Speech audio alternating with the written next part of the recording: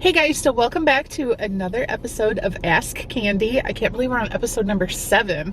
It feels like so long ago since I've done one of these Ask Candi videos because I filmed the other one ahead of time because of pre-filming for vacation and whatnot. And actually, sneak peek for those of you watching this video, I just got my nails done and I vlogged, but you won't see that video until after this one. So let's just jump into the questions. I feel like I haven't even had you guys ask me new questions in quite a while because I still had some piled up. So as of this video, I'm going to be all caught up on questions. So if you sent me one and I didn't answer it, I don't know if I lost it or what. I've been taking like screenshots and then I heart them on my phone, and with all the vacation photos and everything, my phone's just been kind of like unorganized lately. So if I never got to your question the last few episodes, feel free to send it to me again. You can DM me through Instagram, the Our Family Nest Instagram, or you can email me at mail@ourfamilynest.com. So we're gonna jump into the questions.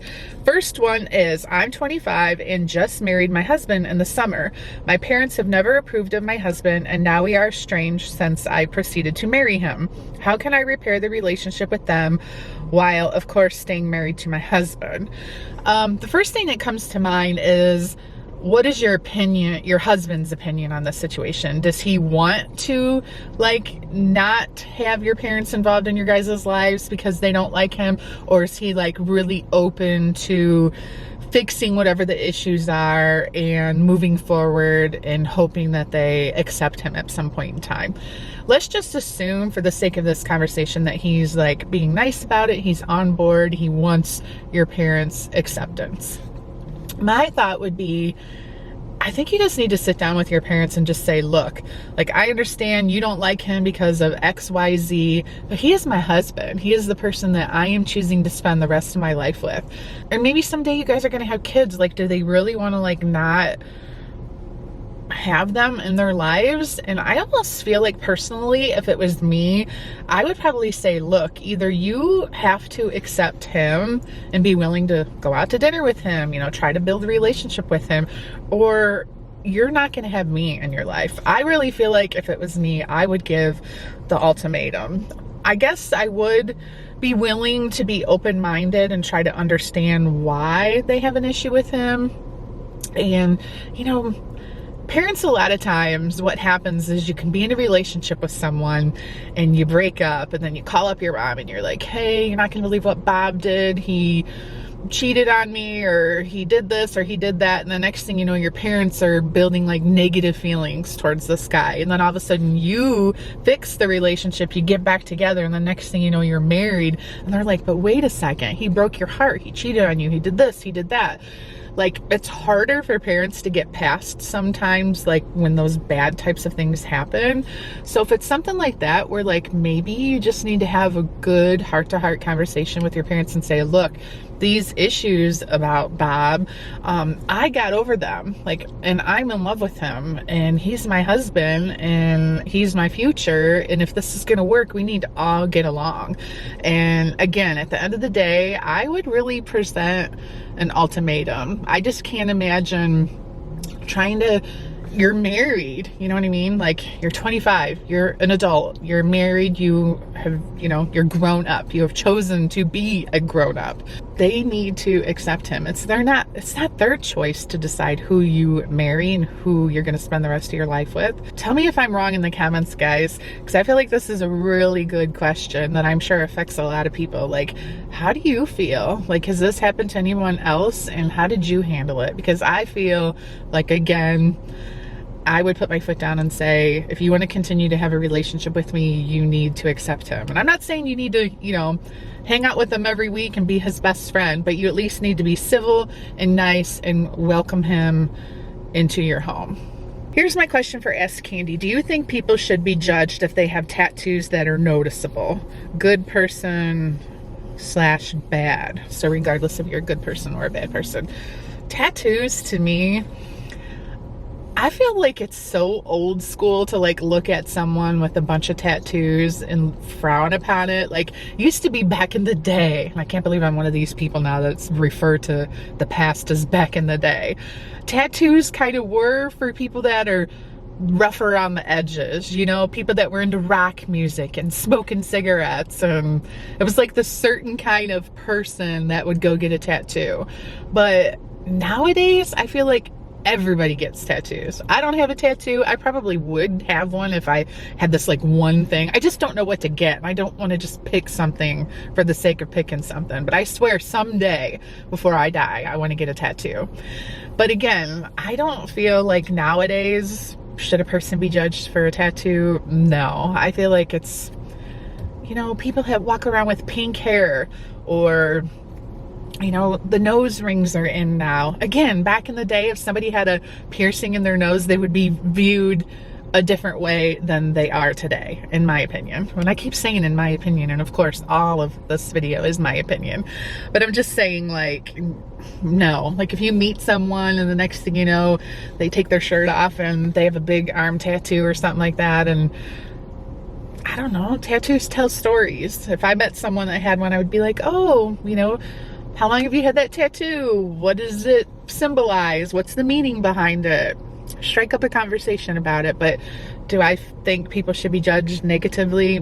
Definitely not. Okay, I would love if you could talk about how to start building credit for beginners. I'm 19 years old and I just started building mine. I am with Discover.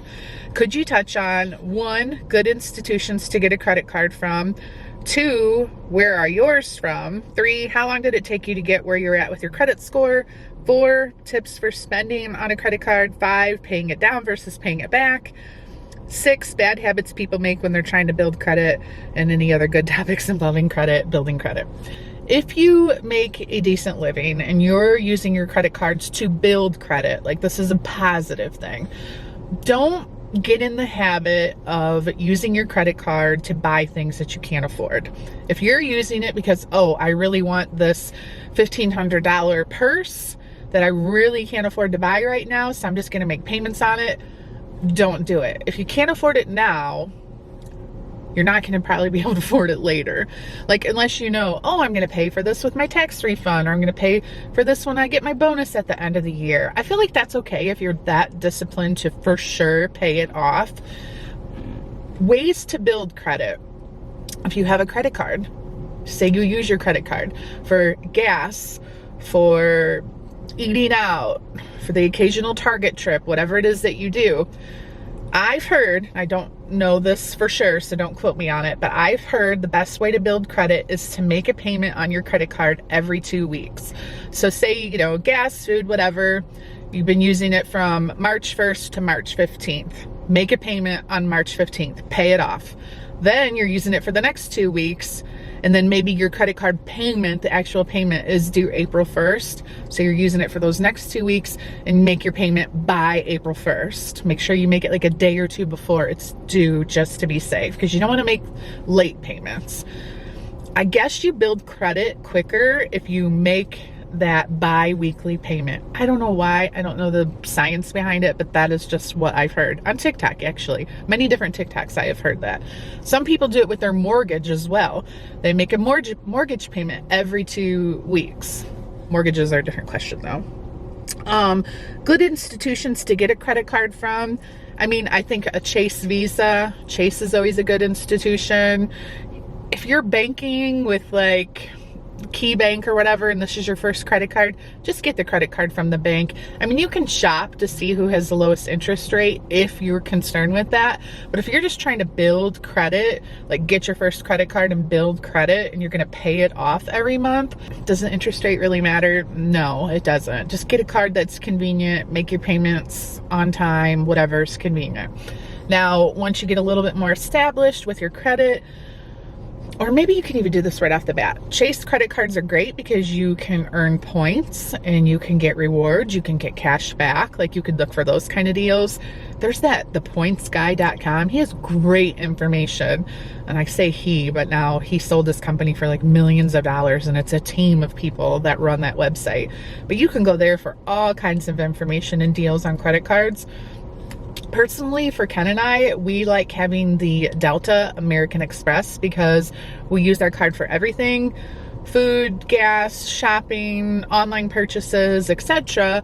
And it allows us to travel once, if not twice per year, where we can fly first class for nearly nothing. How long did it take to get credit score where we're at? Honestly, I have no idea. I bought my first house when I was 22 years old with Andrew's dad, and we bought the house FHA. I couldn't even tell you what my credit was back then.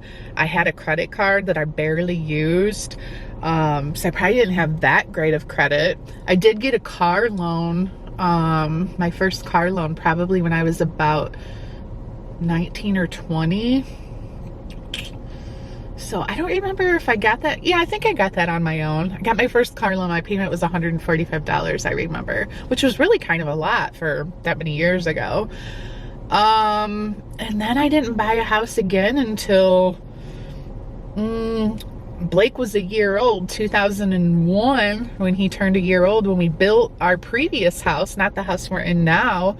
And I don't know, Ken and I just both had good credit because we always paid everything off.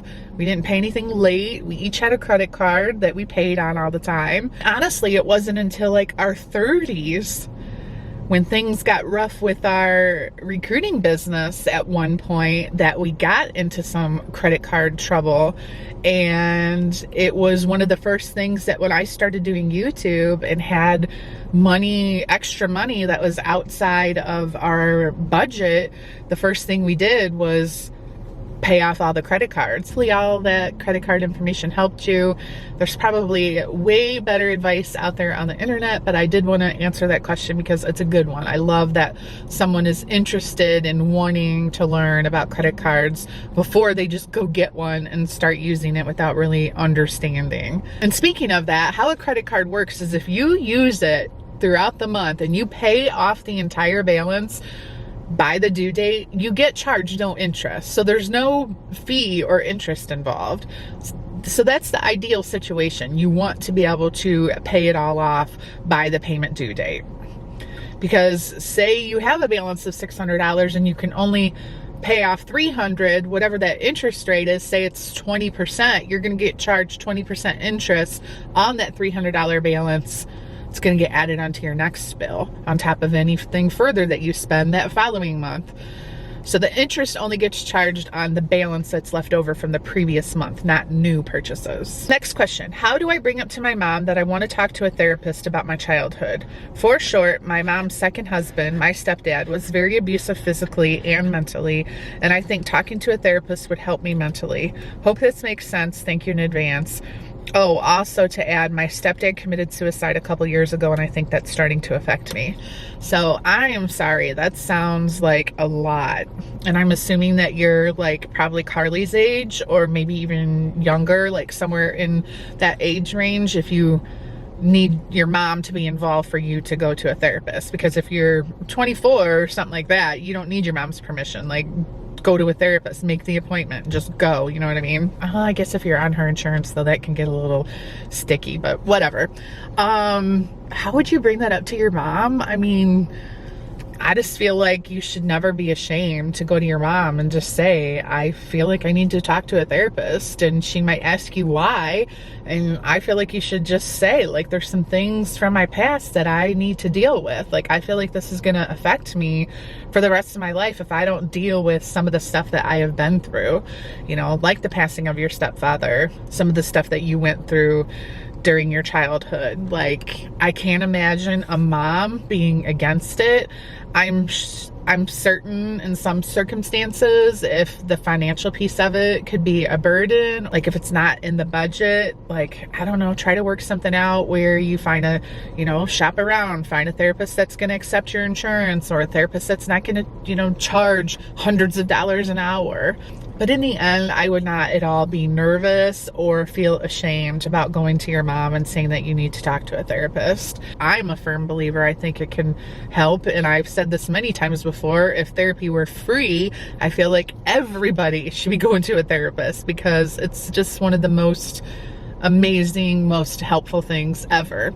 However, I will say, just from experience, not myself, but people I know, that not all therapists are good therapists. So be aware of that too. Like if you ask her and she's willing to help you and you go to a therapist after like 2, I would say 2, maybe 3, but I'm just saying 2 visits, you're not feeling better, I'm not saying you're going to be cured, but if you don't feel like you're making progress and you're just not feeling good after the appointments, find a different therapist. Like, not every therapist is going to click for everybody. Sometimes it takes a couple to find the right person, and don't be afraid to admit that, because especially if you have to pay for any of it, you don't want to be paying for a therapist that's not helping you. That would not be good. Okay, next question. I'm taking this semester off college and my dad doesn't know yet. I'm taking it off mostly because of COVID, but also because I need a break. If I tell my dad that, he's going to be mad. Any ideas on what I can tell him? Okay, so you're in college, so you're over 18, and my thought is, this is your life. Well, I can understand why you might be nervous. I think it would probably be hard for anyone to go to their parents and say, I just need some time off, because a lot of times I think parents, or anyone in general, is going to think if someone takes a semester off of college, oh, they're probably never going to go back. But it sounds like to me, like, because you mentioned COVID, that you just need to take some time off for your mental health. And I don't know, I guess you're just gonna have to tell your dad the truth. Tell him what it is that's been so hard for you, and explain to him why you need a break. Don't be afraid. Like, just, I think it might be helpful to sort of have a plan. Like if you say, okay, I'm not gonna go to college next semester, I'm taking time off, this is what I'm gonna do with that time instead. Not just, oh, I'm taking time off because I want to sleep all day and do nothing. Like, maybe you're gonna go get a job, you're gonna save up some money. Like, have a plan. Make it sound like you've really given this a lot of thought and you put a lot of time and effort into this decision, and you kind of have all your ducks in a row, and you're presenting it to him as though, I've made this decision, I need you to support me. Not, what do you think I should do about this? What if I, like, where you're asking for his opinion. More, I would present it as, this is what I think's best for me, and this is why. Like, be prepared with all of that information. Okay, last question. What do you do if you see red flags in your young adult son's relationship? Do you sit down and gently discuss the issues, or just let him handle it? Background info. They have been dating for 3 years. We really like his girlfriend, but she has been avoiding our family parties, etc., and has caused some drama with my son's friends, and now they don't like her very much. My son makes excuses for her, stating that it is her anxiety issue causing the problem. My son and I have a great relationship, but I don't want him to break up with his girlfriend because I see the red flags and have him resent me down the road. His dad and sister also have the same concerns. Interesting. The problem with this is kids just love to do the exact opposite of any advice that we give them. I've learned long ago that if you tell one of your kids, I don't think this is the right girl for you, and this is why, or I don't think this is the right guy for you, and this is why, I feel like it almost drives them to make that relationship work, even if maybe it's not meant to, if that makes sense. When you're young, you're blinded by like the idea of like love, and you don't want to break up, and you have so much, and then they have so much time and energy put into a relationship, and they honestly don't know life outside of that person that they've been with for, you said 3 years. That's a long time. So I definitely don't think you can sit down and have a conversation and be like, okay, Joe, let's call your son Joe. Joe, we really don't think that Amy is the person for you. Amy does this, Amy does that, and point out all these things wrong about her, because he's just going to be like, no, Mom, you're wrong. No, you don't know what it's like when it's just the two of us. He's just going to get mad at you and probably just go back and tell her all the things that you're saying. I've had that happen to me many times as well. So then it just starts creating these uncomfortable scenarios between you and the girl because he's told her stuff that you said.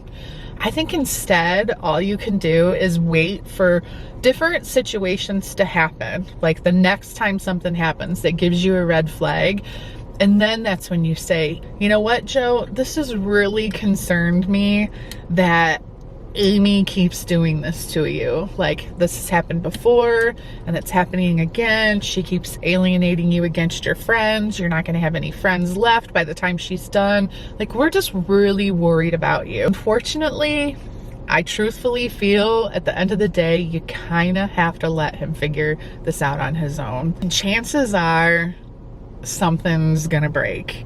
If the relationship's not smooth sailing, 3 years in, they're already starting to have these issues, eventually they're gonna hit a roadblock where he's gonna have to make a decision and he's gonna realize, like, wow, she's, you know, like, not the one for me.